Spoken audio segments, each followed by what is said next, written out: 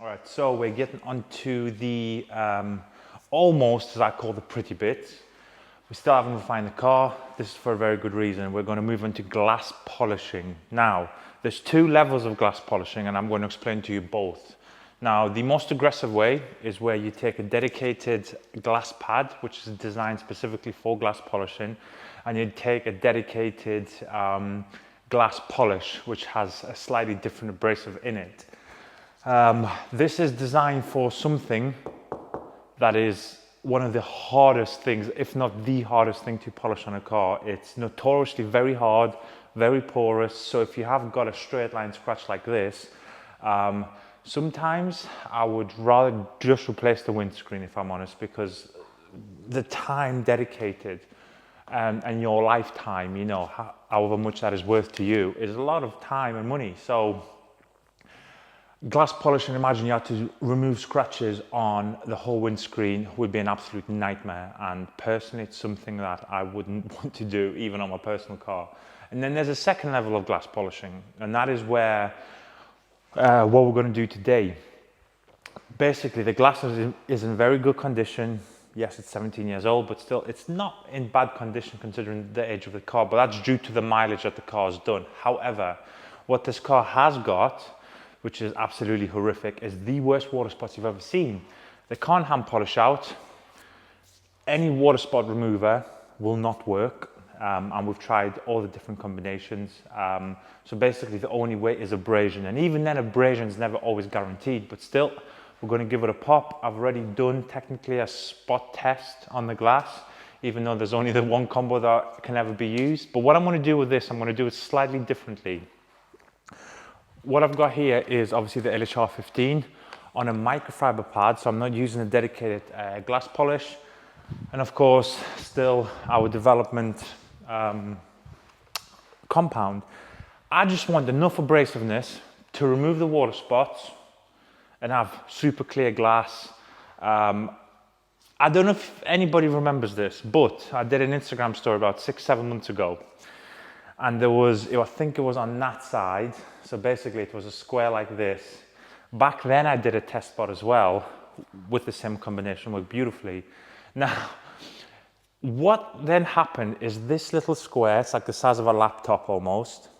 It was raining that day. So it was as if it was all staged, but it wasn't. So it was the worst rain we'd ever seen that day. The glass was beaten beautifully, and of course this was completely flat. Now what you could see, even though the glass here looked super clear, when you looked at this area on that side, it was literally crystal. So I thought, okay, that's good. The reason I didn't do it back then is obviously it was dedicated for this video. So as I said, you just want to exfoliate the glass, get rid of the 99, hopefully 100% of the water spots. Obviously some edge pieces in here, it's almost impossible to get to, but we will give it our best attempt. Oh, and I forgot to mention, you can see our 2 wax and sealant removal towels. The byproduct of what I'm about to do is going to create a lot of heat. If you don't know how to look after it, it can probably set fire to your microfiber pad. I mean, immense amount of heat. You can probably fry an egg on here. So I am not going to just take a towel and wipe it off like this, okay? Because one, the heat generated from the friction is going to almost bake the compound in. It will come off obviously with just a little bit of elbow grease. But what I'm going to do, I've done this for years.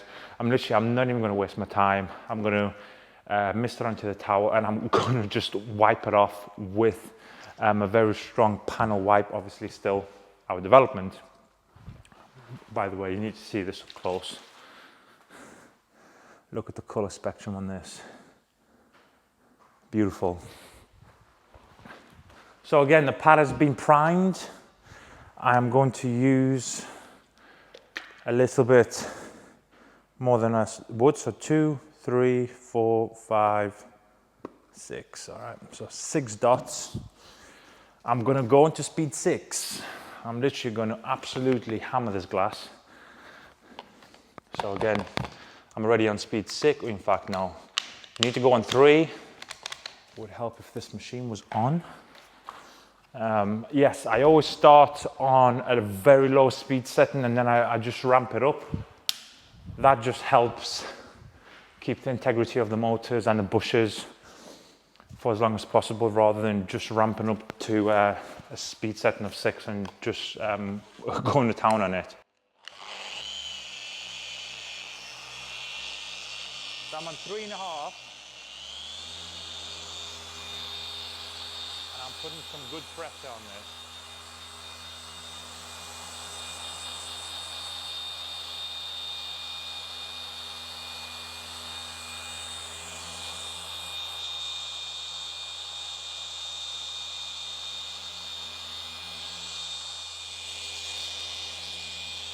Warm.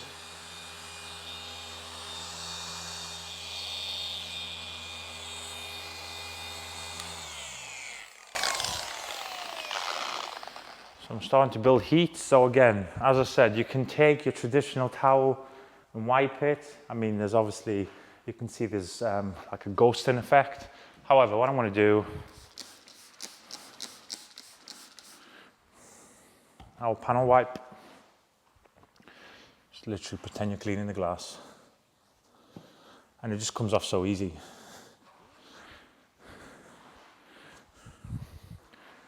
On some of the tougher parts, when I was doing the test spots, I literally baked it in. So I've got a little bit of 99.9% proof alcohol there. I just put it on, it's beautiful now. Look, there's literally no slickness. So the glass is bare, and it's just even, look, even if you do it like that, it's, see, it went to slide and then it's just stuck. Let's see the other side. There we go. So look at that. In fact, look, that's a good test. Look how the towel is just piling up. Normally the towel should slide, but it's just starting to really stick. So that is kind of the first pass. Let's have a look. Yeah, it's nice. There's like a little bit of a window scratch, a windscreen wiper scratch. A little bit of stone chip there, tiny one. I'll probably in time at the new location have the windscreen removed, because I know I can see in here the seals are just starting to perish a little bit, and that's just because due to the lack of maintenance that this car's had with the previous owner. You can see all the rubberized seals in here. Even though they're super clean now, but you know when plastic starts to get those teeth, it's really dry. And as I said, starting to perish. As you can see, speed 6, but I normally start on something like this. And then ramp it up.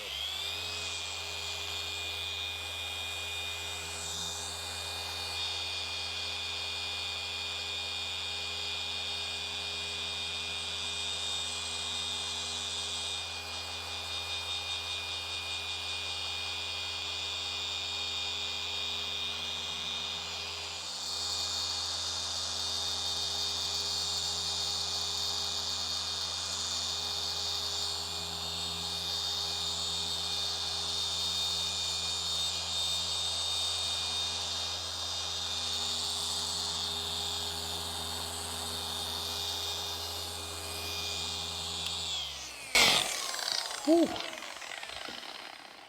Warm. As you can see, the pad's really matted now. This is obviously the whole point of getting the compressed air in. You just blow this out, so it should be fluffy, but as you can see now, you've got a ton of compound contaminants. Obviously this is more for the paint because you're pulling kind of the clear coat up, but yeah, this is where you get to blow. All right, so moving around the car in a systematic matter, I've got my little 3-inch now. As you can see, just the amount of polish that I use. Not a whole heck of a lot, but enough. So some of the stuff, so with the LHR15, I wish there was no edge work. That side's taped. So the driver's side's taped, this side isn't, because I can literally, because this window's recessed, which is nice. This one isn't, so I need to tape this one open a bit. But with this, I can really get up to the edge because it's kind of not touching the trim piece. And the trim piece that I will touch there, the tape, I don't want to kind of pull the glue off the tape residue, so I'm going to be as careful as possible, edging obviously the pad and tilting the pad as best as I can. But yeah, as I was saying, it would be easier to polish the window with the 5-inch pad, 15mm throw. However, up here, it's impossible to get up to kind of the edges where actually the water spots are the worst. Surprise, surprise. So I'm gonna have to get my little edge runner and crack on. So the main part of the window's been done. I'm just gonna obviously start clipping these edges, and because it's got that factory tint, it's actually, from my angle, it's quite obvious to see exactly where the water spots are remaining. So yeah. Oh, I forgot to mention, this is also on speed 6. So start on speed 2.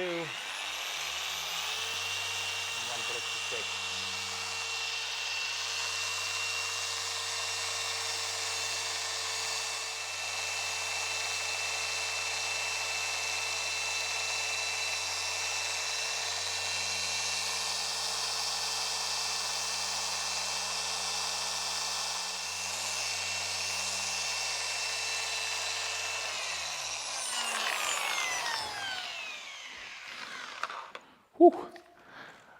The glass is getting very hot. So yeah, I'm starting to make some real heat. The reason I don't spray this directly onto there, you can, it's not going to cause any problems. It's just for the sake of overspray.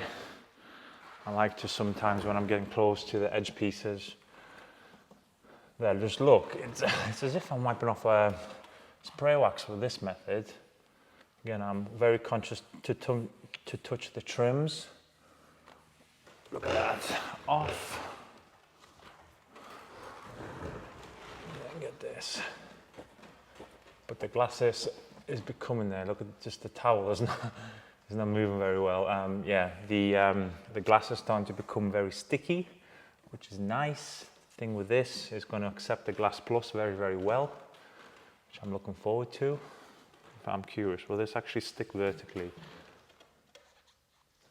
Oh, almost. Almost. Boom. The reason I am not filming every window is because the windscreen with the with the 5-inch pad and a 3-inch pad took me over an hour. Obviously 2, 3, 4, this is the 5th window, so obviously they haven't taken me an hour each, but you know, about 20-25 minutes each, so it's quite a long process. And I'm not even trying to remove scratches, that's what I'm trying to say to you. I'm just trying to remove water spotting. If you're trying to remove scratches, you could probably be on this all day and probably make, I don't know, a 10% kind of a dent in the armor. But I'm just happy with clean, obviously we'll be protected again at that point, clean, shiny glass, best we can. I'm kind of, with this car, I know the limitations of the car, I know the age of the car, and I'm managing my expectations extremely well. But I don't know how well you can see, it's starting to look really nice. Obviously, we're yet to refine the finish, so it's going to look even better. And yeah, I mean, I think I've given you an idea of how to polish glass for water spot removal only. Yeah, it's time consuming. Just be prepared to be blowing your pad out all the time. I've gone through a few pads. In fact, I'll show you exactly where I've touched the trims. Just as an idea, this was a fairly cleanish pad. Obviously, this is where I was curb brushing all the trim. I don't know if you can see that. There, look at that. So it's not the cleanest pad if you start comparing to that. And then if you compare to where I don't touch the trim at all, you can see, in fact, it's probably, so clean, medium, dirty. Yeah, so I don't mind obviously touching the trim because I'm kind of intending to do so, to try and get almost underneath a little bit of a trim.